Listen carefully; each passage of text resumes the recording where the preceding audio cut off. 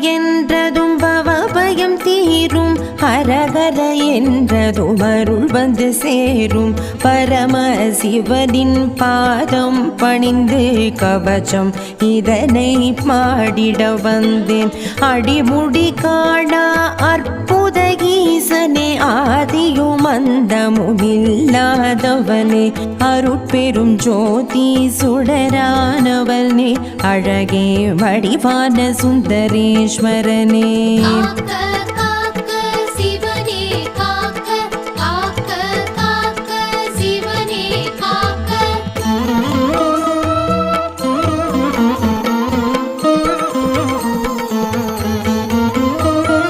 சங்கரி உடனுரை சங்கமேஸ்வரனே,